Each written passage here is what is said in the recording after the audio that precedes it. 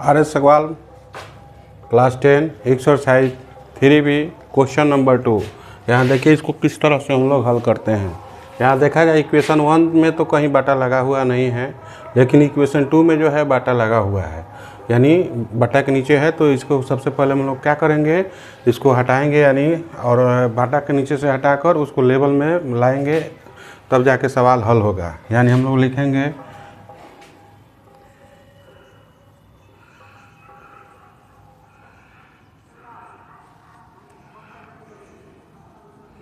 समीकरण 2 को हल करने पर, समीकरण 2 को हल करने पर, इसको आप इंग्लिश में लिख सकते हैं सॉल्विंग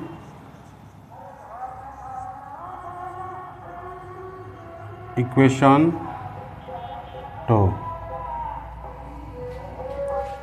इक्वेशन 2 क्या है, x/3 plus y/2 equal to 6 है। और ये दोनों का क्या करना होता है, हमको एलसीएम समान करना होता है। यानी 3 और 2 का एलसीएम क्या होता है, तो आप देख लीजिए, यहाँ आपका 2 हो गया कॉमा 3 हो गया एलसीएम। यानी देखिए ध्यान से, जब दोनों में किसी एक पहाड़ा में जब दोनों नहीं आता है तो आप क्या कीजिए, डायरेक्ट उससे आपस में दोनों को गुना कर दीजिए। एलसीएम निकालने का तरीका क्या होता है, यानी जब एक पहाड़ा में जब दोनों अंक नहीं आता है तो डायरेक्ट उससे क्या कीजिए, मल्टीप्लाई कर दीजिए। यानी क्या हो जाएगा, 6 हो जाएगा, सिंपल तरीका। और दूसरा नंबर देखा जाए, और भी हम लोग तरह से कर सकते हैं। इससे इसमें मल्टीप्लाई कर दिया जाए, इस 2 से इसमें मल्टीप्लाई कर दिया जाए, और 3 से इसमें ऊपर नीचे मल्टीप्लाई कर दिया जाए, तो इससे भी क्या होता है, एलसीएम समान हो जाता है। यानी सवाल को एक बार हम लोग और क्या कर सकते हैं, सवाल को एक बार और हम लोग लिख लेते हैं। ये सिंपल तरीका होता है एलसीएम समान करने का।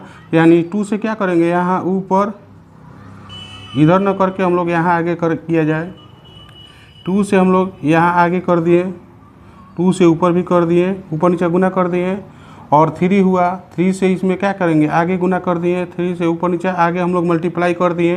तो देखिए क्या होता है, 2 से x में गुना करेंगे तो क्या हो जाएगा, 2x हो जाएगा, और 2 3 जा 6 हो जाता है। उसी तरह से 3 से y में करेंगे तो 3y हो जाएगा, और बटा में क्या हो जाएगा, तो 6 हो जाएगा। इक्वल टू क्या हो गया, 6 हो गया। अब दोनों का एलसीएम समान होता है तो हम लोग क्या करते हैं, इसको एक बटा पर चढ़ाते हैं। यानी दोनों का एलसीएम सेम है तो इसको हम लोग सिंगल मतलब एक बाटा खींचकर उसको हम लोग बाटा के ऊपर दोनों को लिख लेते हैं।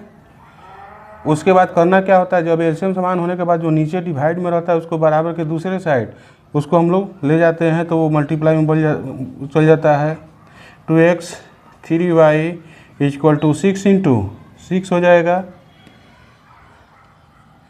2x plus 3y equal to क्या हो जाएगा, 36 हो जाएगा।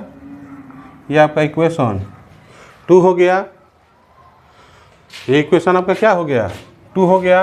और इक्वेशन 1 और 2 को हम लोग यहाँ क्या करेंगे, हल करेंगे।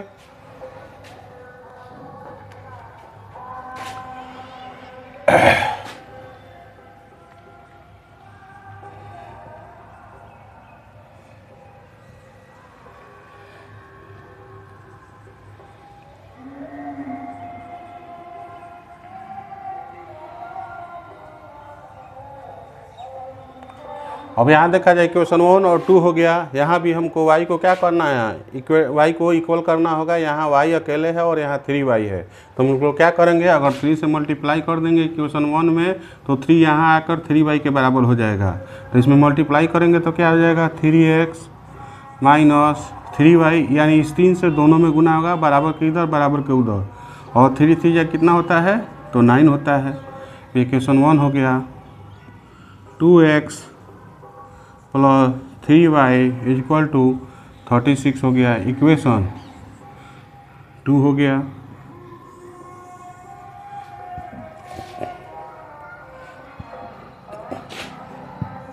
ये आपका क्या हुआ, प्लस माइनस में है तो ये कट गया, और ये दोनों को ऐड करेंगे तो क्या होगा, 5x हो जाएगा इक्वल टू 36। ये दोनों जुड़ जाएगा तो 36 4 40 और 40 5 45 होता है।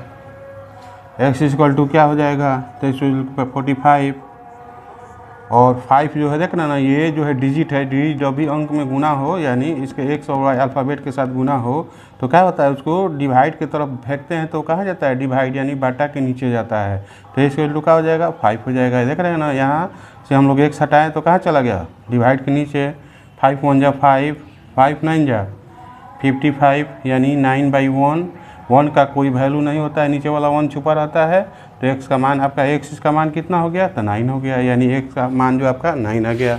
अब पुनः हम लोग क्या करेंगे, इस मान को इक्वेशन 1 और इक्वेशन 2 दोनों में से किसी में भी मान को रखेंगे तो हमको आंसर क्या होगा, मिल जाएगा। तो आगे देखते हैं। तो आइए देखते हैं हम लोग को एक्स का मान 9 आया हुआ है। इस मान को हम लोग इक्वेशन 1 या इक्वेशन 2 यानी समीकरण 1 या 2 में हम लोग रख सकते हैं। किस में रखा जाए, इसमें देख रहे हैं ज़्यादा अंक है तो इसमें रखेंगे तो गुना भाग ज़्यादा होगा, घटाने में सोचना पड़ेगा। तो हम लोग किस में रखेंगे, इक्वेशन 1 में रखेंगे, ताकि यहाँ देखिए गुना भाग ज़्यादा नहीं है, तुरंत हमको मान मिल जाएगा। यानी हम लोग क्या लिखेंगे, x बराबर 9 समीकरण 1 में रखने पर, यानी x = 9 समीकरण 1 में रखने पर। यानी हम लोग इसको अगर इंग्लिश में लिख सकते हैं तो putting the value of x = 9 in equation 1।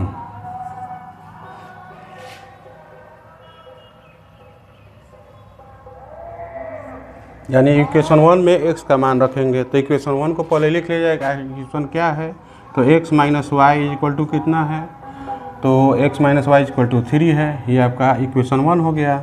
अब यहाँ x का मान देखा जाए तो x का मान कितना आया है, तो 9 आया है, तो 9 - y = 3 हो गया। अब याद रखिएगा एक्स वाई जो भी टर्म होता है उसको RHS यानी दाहिने तरफ ही रखना है, और जो भी अंक आएगा 4 5 9 6 जो भी अंक आता है उसको हम लोग कौन सी लिखेंगे, दाहिने तरफ, और इधर बाएं तरफ x जो भी x y है उसको हमेशा लेफ्ट रखना है, और जो भी डिजिट आएंगे उसको राइट रखना है।